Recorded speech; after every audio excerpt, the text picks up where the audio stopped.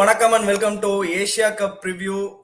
இன்னொரு வாரம் இன்னொரு இந்தியா பாகிஸ்தான் மேட்ச். என்னடா மாறுவேஷத்துக்கு உண்டான மரியாதை போச்சேடான்ற மாதிரி வாரம் ஆல்ரெடி சுவாரஸ்யம் கம்மியா இருக்கு, பயங்கர இன்ட்ரெஸ்டிங்கா போக மாட்டேங்குது, ஒன் சைடட் வெர்டிக்டா இருக்குன்னு பேசுறோம். வாரம் பாகிஸ்தானோட மேட்ச் ஆடுறோம். ஸோ இந்த வாரம் வந்து சூப்பர் 4ல ஆட போறோம். வணக்கம் ஆஷ்னா. இந்தியா மேட்ச் வணக்கம். எனக்கு சொல்லாத, பாகிஸ்தான் கிரிக்கெட் போர்டுக்கு ஐசிசிக்கும் ஆன்டி பைக்ராஃப்ட்டுக்கும் சொல்லு. அதாவது ஃபீல்டுல சண்டை செய்ய முடியலன்னா லெட்டர் மூலமா சண்டை செய்யறாங்க. ஸோ ஆக்சுவலி ஆற வாரம் அப்படின்னு சொன்னது வந்து கொஞ்சம் ஏசியா கப் லைட்டா சூடு பிடிச்சிருக்கு சூப்பர் 4 முன்னாடி நான் நினைக்கிறேன். I think we just had the game of the tournament. என்னை பொறுத்தவரைக்கும் Sri Lanka, Afghanistan so far the game of the tournament. ஒமானோட இந்த பர்ஃபார்மன்ஸ் அகேன்ஸ்ட் இந்தியா ஓரளவுக்கு ஒமானுக்கு நல்ல கான்ஃபிடன்ஸ் கொடுத்துருக்கோம். பட் மோஸ்ட் இம்பார்ட்டன்ட்லி இந்தியாவுக்கு ஒரு பெரிய பாடத்தை அது சொல்லி கொடுத்துருக்கு நான் ஃபீல் பண்றேன். த சிவம் டூபே த எக்ஸ்ட்ரா போலர், அது எந்த அளவுக்கு வந்து ஒரு பயங்கரமான ஒரு இம்பாக்ட் கிரியேட் பண்ணணும் நான் டவுட் பண்றேன். அதை நான் ரிப்பீட்டடிவா திருப்பி அதை அந்த பாயிண்ட்டை முன் நிறுத்திருக்கேன். உங்களுக்கு அப்படி அந்த போலர் தான் வேணும், அந்த இடத்துல கொஞ்சம் பேட்டிங் ஆட முடியணும், ஹர்ஷித் ராணாவையாவது பேட்டிங் ஆட வச்சு போலிங் போடுவீங்க. But nevertheless first things first, India Pakistan நான் இன்னியோட மேட்ச்ல பெரிய, அதாவது அடுத்த ஆட போற சூப்பர் 4 மேட்ச்ல வந்து பெரிய சுவாரஸ்யம் இருக்குமா அப்படின்னு கேட்டா தெரியாது. ஆனா டெஃபினட்டா லெட்டர் எழுதுவாங்கன்னு நினைக்கிறேன். பாகிஸ்தான் வந்து கள்ளிக்காட்டு இதிகாசம் மாதிரி லெட்டர் எழுதி தள்ளுறாங்க ஐசிசிக்கு. இந்த வாங்கிக்கோ லெட்டர் எழுதுறாங்க. ஸோ அந்த லெட்டர் அவங்க 2 பேருக்கு நடக்கல கம்யூனிகேஷன் வந்து நான் வந்து எப்படி பாக்குறேன்னா, அந்த காதல் கோட்டையா தேவயானி அஜித் எழுதியிருப்பாங்களே, நலம் நலமறியாவல் அப்படின்னு, அது அந்த படம் தானே? ஆமா, லெட்டர் எழுதி லவ் பண்ணுவாங்க அதுதானே? ஆமா, அதேதான். கடைசியில பாகிஸ்தான் அந்த தெச்சி வச்ச ஸ்வெட்டரை கண்டுபிடிப்பாங்களா மாட்டாங்களாங்கிறது மேட்ச் ஆனாதான் தெரியும். நீங்க ரொம்ப வந்து பாகிஸ்தானை போட்டு ரொம்ப குண்டக்க மண்டக்க பண்ணி விடுறீங்க.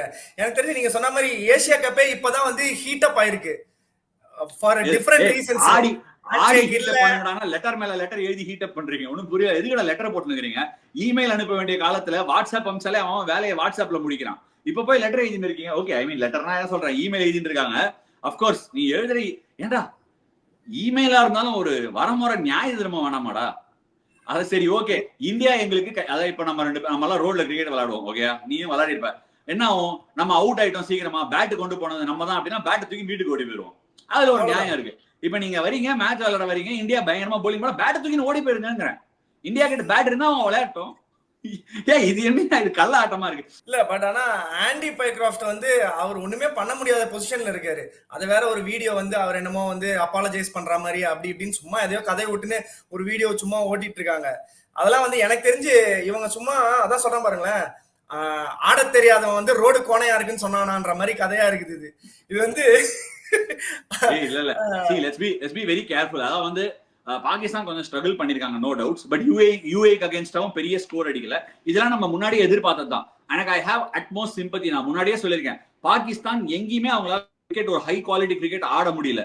IPL the mother of all T20 leagues சொல்றோம், அதுல அவங்க பிளேயர்ஸ் விளையாட முடியல. சோ எக்ஸ்போஷர் கம்மியா இருக்கு. அவங்களோட கிரிக்கெட் குவாலிட்டி பிளேயிங் ஸ்டாண்டர்ட்ஸும் இந்தியாவோட ஸ்டாண்டர்ட்ஸ்க்கும் சாக் அண்ட் சீஸ். இதுக்கு எனக்கு கம்ப்ளீட் சிம்பத்தி இருக்கு பாகிஸ்தானுக்கு.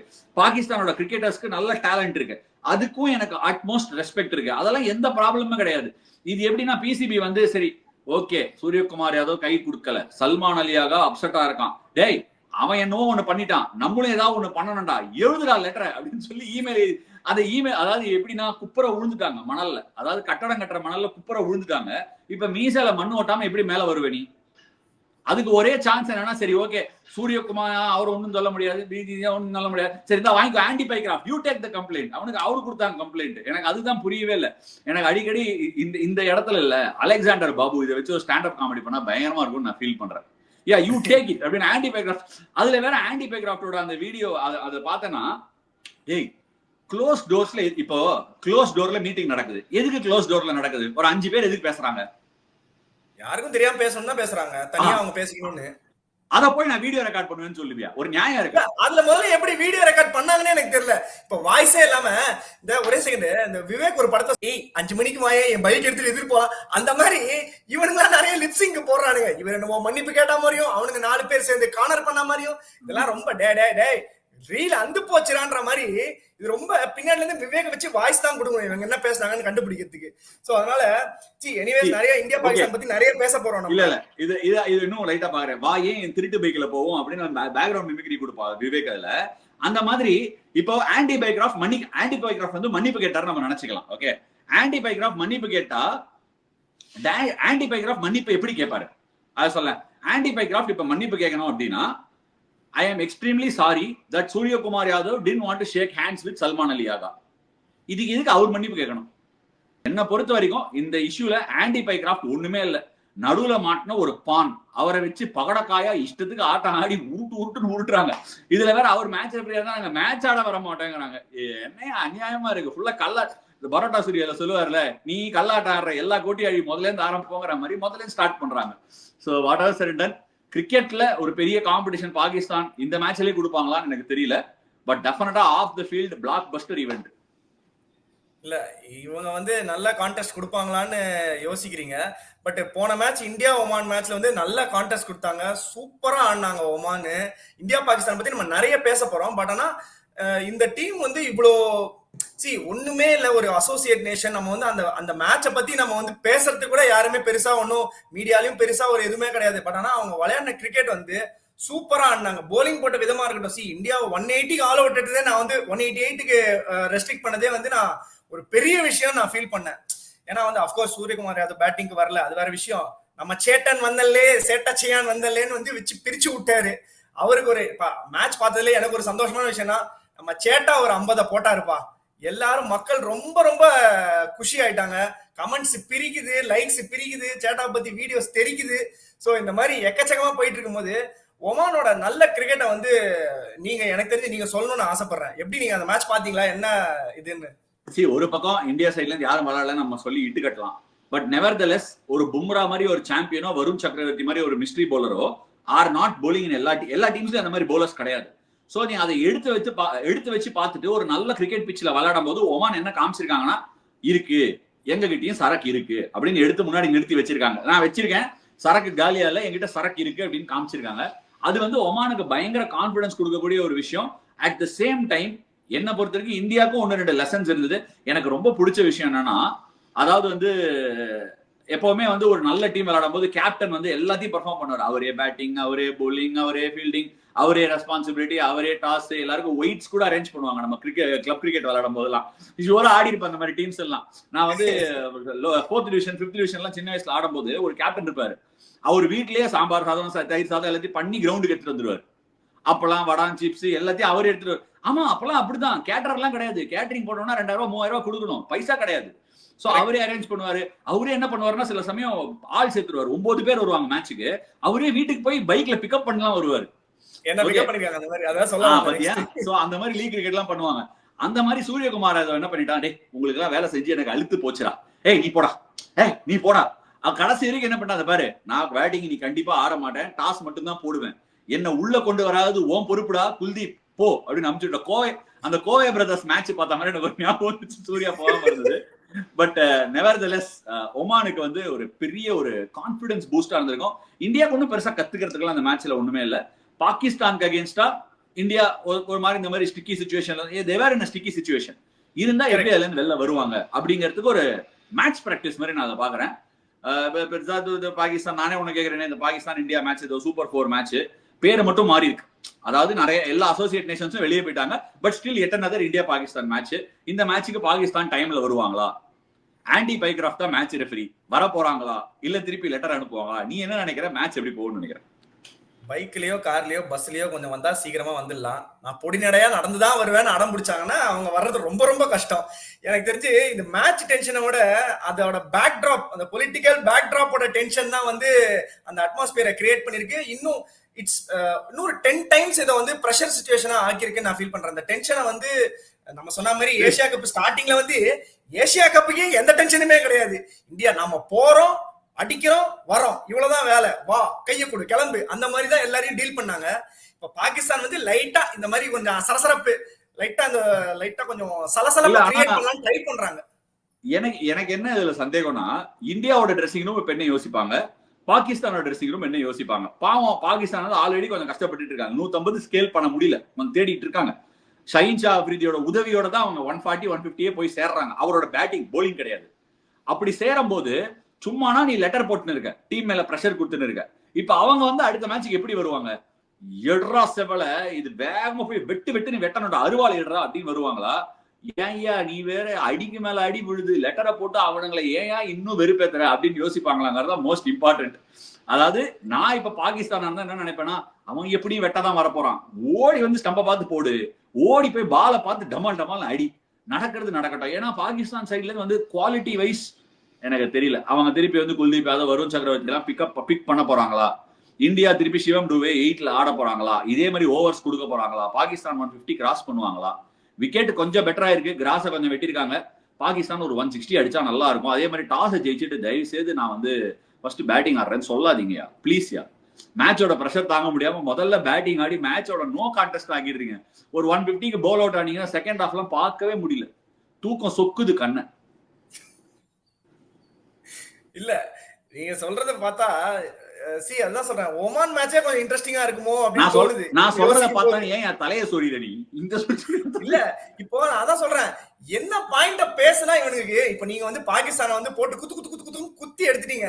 இப்ப நான் ஆப்போசிட்டா தப்புடா அப்படி சொல்லல, நீங்க வந்து உண்மையான ஃபேக்ட்ஸ படிச்சீங்க, அது குத்துற மாதிரி தெரிஞ்சிருச்சு, வேற ஒண்ணும் கிடையாது. சோ அதனால இதுக்கு ரிட்டாலியேட் பண்ற மாதிரி நம்ம எதுனா பேசலாமா, இல்ல பேசுறதுக்கு முதல்ல எதாவது இருக்கா? சரி ஓகே, அப்ப நான் உனக்கு கேக்குறேன், நீ பாகிஸ்தான் ட்ரெஸ்ஸிங் ரூம்ல இருக்க, ஏதாவது கவுண்டர் தரப்பு வெய் பாப்போம். கவுண்டர் தரப்பு என்னது? டிக்கெட் வாங்கி நான் உன்ன கேக்குறேன், நீ தான்டா சல்மான் அலி ஆகா, உங்க ஆபீஸ்ல இருந்து லெட்டர் அனுப்பிச்சிட்டாங்க. How do you feel about this? How do you feel about this? பேர் ஒண்ணு வெட்டுறோம், இல்லனா வெட்டு வாங்குறோம், அவ்வளவுதான். வெட்டு ஒண்ணு துண்டு ரெண்டுன்னு ஆடணும். இந்த வழவழா 120 இதெல்லாம் வேலைக்கு ஆகாது. ஒண்ணு அடிச்சா 180ல 190 ரன் அடிக்கிறோம், இல்லனா 100 ரன்னுக்கு மடிக்கிறோம், இவ்வளவுதான். நீ அந்த காசு கொடுத்து மேட்ச் பார்க்க வர ஃபேன்ஸுக்கு அட்லீஸ்ட் நம்ம ஒரு நல்ல கான்டெஸ்ட் ஆடணும்யா, நல்ல கிரிக்கெட் ஆடினாங்கப்பா அப்படின்ற ஒரு சாட்டிஸ்பாக்சனை கொடுக்கணும்னு அட்லீஸ்ட் எனக்கு ஒரு சல்மான் அலி ஆகாவா நான் இருந்தேன்னா அப்படிதான் நான் யோசிப்பேன். சோ இவரு மைக் ஹசனா என்ன சொல்லணும்னா, பசங்களா எனக்கு தெரியும் இந்த டீம் ரொம்ப இமாலய டீம் தான், ஒத்துக்கிறேன், நம்ம கிட்ட வந்து சரக்கு இல்லதான் ஒத்துக்கிறேன். ஆனா இங்க இருந்து மூவிங் ஃபார்வர்ட் அட்லீஸ்ட் ஒரு 10% 20% இந்த டோர்னமெண்ட் நம்மளால நல்லா பண்ண முடிஞ்சதுன்னா, கோயிங் ஃபார்வர்ட் வேர்ல்ட் கப்க்கோ இல்ல அது அடுத்த வர்ற மேட்சஸ்க்கோ இந்த மாதிரி ஒரு யூனிட் இன்னும் பெட்டரா கிரிக்கெட் ஆடலாம். நம்ம நெக்ஸ்ட் 10 இயர்ஸ் ஃபோக்கஸ் பண்றோம், நெக்ஸ்ட் 5 இயர்ஸ் ஃபோக்கஸ் பண்றோம்னா டெஃபினட்டா இந்த குரூப்ல இருந்து அட்லீஸ்ட் ஒரு 10-12 பேர் இருப்பீங்க. சோ நீங்க வந்து இப்ப நீங்க ஆட போற கிரிக்கெட் தான் உங்களோட நெக்ஸ்ட் 3-4 இயர்ஸ் டிஃபைன் பண்ண போகுதுன்னு நினைச்சுன்னு ஆடுங்க. தோத்தா பிரச்சனை இல்ல, சண்டை செய்ய போறோம், சண்டை செய்வோம். அடுத்த நாள் பஸ்ஸுக்கே ஏற போறாங்களா இல்லையான்னு தெரியல, இல்ல 5 இயர்ஸ் கழிச்சு மேட்ச் ஆட போறாங்களா சும்மா. சோ நீ எக்ஸ்பெக்ட் பண்றியா அந்த மேட்ச் டைட்டரா இருக்கும் சேலஞ்சுன்னு? 100% சண்டை கன்ஃபார்ம் தலைவா. நீங்க தயவு செஞ்சு பாருங்க, எந்த டீம் வேணா வேர்ல்டுல வந்து லைட்டா எடுத்துக்கோங்க, பாகிஸ்தானை மட்டும் லைட்டா எடுத்துக்காதீங்க. நீங்க வேணா பாருங்க, நம்ம திருப்பி இதே ரிவ்யூ ஷோ பண்றோம், நான் அதுல வந்து பாருங்க சும்மா ஜெகஜோதியா உட்கார்ந்து பண்ணீங்கன்னா மக்களே நல்லா புரிஞ்சுக்கங்க, ரிவ்யூ ஷோக்கு சீட் துண்டு போடுறான். ரிவ்யூ ஷோக்கு அவர போன வாட்டி பீடாக பார்த்து குதூகலத்துல இருக்காங்க எல்லாரும். இல்ல ஒரு விஷயம் எனக்கு ரொம்ப பிடிச்சது என்னன்னா, போன மேட்ச் அப்புறம் கீழே கமெண்ட்ஸ்ல படிச்ச உடனே ஒருத்தர் போட்டு அப்பா கேவி இல்ல அப்படின்னு, அதுக்கு ஒருத்தர் போட்டிருந்தாரு, யோ அதுக்கு ஒருத்தர் கமெண்ட் போட்டிருந்தாரு, ஏன் இவ்வளவு உங்களுக்கு. அதாவது எப்படின்னா, ஒருத்தர் வந்திருக்காருன்னு சந்தோஷப்படலாம், இன்னொருத்தர் வரலன்னு சந்தோஷப்படுறது தவறான விஷயம். நான் திருப்பியும் சொல்றேன், பீடாவோட பொசிஷனை யாராலையுமே பிடிக்க முடியாது, அவரு வேற லெவல். நீங்க தயவு செஞ்சு பீடாங்க பாக்குற மாதிரியே என்ன பாத்தீங்கன்னா உங்களால ஷோவே பார்க்க முடியாது. ஃபர்ஸ்ட் ஆஃப் ஆல் டேய் நீ முதல்ல உங்ககிட்ட இருக்க ஸ்ட்ரெngth புரிஞ்சுக்கோ. நீ பாப்பா மம்மி நீ பாடு, நீ அவனோட பெட்டர் சிங்கர், அவன் இப்பெல்லாம் வெறுமனே பாட்டு தான் பாடுறான். அதனால நீ பெருசா நீ வந்து என்ன பண்ணுவ, ஏதாவது வந்து பாடணும், நீ பாடினா போறோம், பாடினா மக்கள் மனசை பிடிச்சிடலாம். அடுத்து 2வது எடித அதான் நான் என்ன சொல்றேன்னா, அப்படி தலையை சொரிய கூடாது, இது 2 விஷயம் பண்ணலன்னா. சோ பேசிக்கலி எனக்கு என்ன பிடிச்சது, பாடகர் இருக்காரு, நான் அப்புறம் எதுக்கு திருப்பி பாடணும், நானே அதே பண்ணேனே, அதே டெம்ப்ளேட்லயே போணுமா? அந்த மாதிரி ஒருத்தர் கதை சொன்னார்ல, அதுக்கு கீழே ஒருத்தர் ஒரு கமெண்ட் போட்டிருந்தாரு, ஏங்க வன்மோ கேவி என்கரேஜ் பண்ணாலும் இம்ப்ரூவ் பண்ணிருக்காங்க அப்படின்னாரு. அப்ப நான் என்ன பண்ணேன், அந்த ஹேண்டில் போய் பார்த்தேன், பார்த்தா உன்னோட ஜிமெயில் ஐடி இருந்தது. இது பொய், இது நான் திருப்பியும் போடுறேன். ப்ளீஸ் ப்ரொடியூசர் இந்த ஒரு ஹெல்ப்பாவது எனக்கு பண்ணுங்க, அதை மட்டும் தனியா பிராக்கெட்ல தனியா கட் பண்ணி தூக்கி போடுறீங்க. என்னோட ஜிமெயில் ஐடியில இருந்து நான் லைக் கூட போட மாட்டேன் எதுக்குமே. இது வந்து ஆல்ரெடி ஒரு கமெண்ட்ல ஒருத்தர் போட்டிருந்தாரு, அவரை படிச்சுட்டு இவர் வந்து அதை இவர் யூஸ் பண்ணிக்கிறாரு. என்ன போட்டிருந்தாரு அவர் என்ன போட்டிருந்தாருன்னா, தம்பி ஒரிஜினல் ஐடியில இருந்து வாமா, ஏமா இது நான்லாம் அதை படிக்கல, ஆனா போட்டிருந்தாருன்னா நியாயம் தான். ஏன்னா நான் போய் பார்த்தேன். சத்தியமா படிச்சிருப்பீங்க. சரி மக்களே, நல்லா ஞாபகம் உங்ககிட்ட இருந்தே லைட்டா ஒரு வன்மம் இருக்கு இதுல என்ன கலாய்க்கிறது. என்னடா இப்படி சொல்லிட்ட, வன்மம் தான் உன்னை நான் நீ கூப்பிட்டுருப்பேனடா. சரி ஓகே, கரெக்ட் தான். இல்ல ரொம்ப முக்கியமான விஷயம் என்னன்னா, மேட்ச் பாகிஸ்தானுக்கு சான்ஸ் இருக்கா இல்லையா, எத்தனை பர்சன்ட்? இன்னைக்கு நீ இவ்வளவு பேசிட்ட, பீடாக வர முடியாது, நான் பாட மாட்டேன் சொல்லிட்டேன், இவ்வளவு பேசிட்ட. பாகிஸ்தானுக்கு சான்ஸ் இருக்கா இல்லையா, இருந்தா எவ்வளவு பர்சன்ட்? சண்டை இருக்கா இல்லையா, நம்பலாமா கூடாதா, பேய் வருமா வராதா? நம்பலாம், கண்டிப்பா சண்டை இருக்கு. நான் வந்து இது பாருங்க 50-50 கொடுத்தனா ரொம்ப ஓவரா இது பண்ற மாதிரி இருக்கும். ஒரு 60-40 இந்தியா பர்சன்ட்ல கொடுக்குறேன். ஆனா 40% பாகிஸ்தானுக்கு சான்ஸ் இருக்கு. தலைவா அப்செட் கிப்செட் ஆயி போச்சுன்னா இந்த மேட்ச் வேற டென்ஷனான மேட்ச். அப்செட் கிப்செட் பண்ணிட்டாங்க நம்மள, ஐயோ இவங்களை கையிலேயே பிடிக்க முடியாது. சம்பந்தமே இல்லாம சுமாரா போயிட்டு இருக்கிற ஒரு டோர்னமெண்ட்டுக்கு பயங்கரமா பத்தினி எரியும்னு நினைக்கிறேன். எனக்கு என்ன தெரியுமா தோணுது, நீ சொல்றது கரெக்ட். ஆனா ரொம்ப பிடிச்ச விஷயம் என்னன்னா, நீ சொன்ன பாரு அப்செட் நடந்துச்சான்னு, அதுதான் இந்தியாவோட ஒரிஜினல் வலிமை. இந்த மேட்ச் பாகிஸ்தான் கம்பீட் பண்ணாலே என்ன பொறுத்த வரைக்கும் அப்செட் தான்டா. கம்பீட் பண்ணாலே அப்செட் தான். ஆனா what all set and ton, Pakistan தரப்புல இருந்து ஒரு விஷயம் பார்க்கணும்னு ஆசைப்படுறாங்க. சையூம் அய்யூப் பையன் மட்டும் இந்த ஃபர்ஸ்ட் பால் அவுட் ஆகாம கொஞ்சம் ரன் அடிச்சானா ரொம்ப ஹாப்பியா இருப்பேன் பாக்குறது. ஏன்னா அவன் நல்ல கிரிக்கெட்டர், அவன் நல்லா பண்ணணும் அப்படிங்கிறது என்னோட ஆசை. பட் இந்தியா தரப்புல இருந்து not too many concerns to really look forward to. நான் இந்தியாவா இருந்தா வாங்கடா எனக்கு கொஞ்சம் சேலஞ்ச் பண்ணுங்கடா அப்படின்னு யோசிப்பேன். ஏன்னா T20 world cup is coming through. So hopefully இந்த மாதிரி ஒரு மல்டிநேஷனல் டோர்னமெண்ட்ல இந்த மாதிரி ஒரு சேலஞ்ச் வரும். நான் இந்தியன் டீமா தான் எதிர்பார்ப்பேன், வரணும்னு ஆசைப்படுவேன். ஆஸ் அன் இந்தியன் கிரிக்கெட் ஃபேனே ஒரு நல்ல மேட்ச் பார்க்கணும்னு ஆசைப்படுறேன். ரொம்ப நாள் ஆச்சு இந்தியா இங்கிலாந்து சீரிஸ்க்கு அப்புறம் ஒரு நல்ல மேட்ச் வரல. ஸோ எங்களோட வியூஸ் இதுதான். நீங்க நிறைய விஷயம் சொல்லலாம். அந்த காதல் கடிதம் பத்தி என்ன நினைக்கிறீங்க? ஆண்டி பைக்ராஃப் பாவம், அவர் ஏதாவது வித்தியாசமா பண்ணிருக்க முடியுமா? அதே மாதிரி கேவி அவன் ஒரிஜினல் ஐடியில இருந்து அவன் வந்து சொன்னானா கமெண்ட், அதே மாதிரி 40% எவ்வளோ, 1 இல்ல 2 இல்ல 40% சான்ஸ் கொடுத்துருக்காங்க கேவி. அதை பத்தி என்ன நினைக்கிறீங்க? பீடாக் மாதிரி அவனும் பாடணுமா? இல்லங்க பீடாகே பாடுறது முடியல அப்படின்னு நினைக்கிறேன். கமெண்ட் செக்ஷன்ல விடுங்க.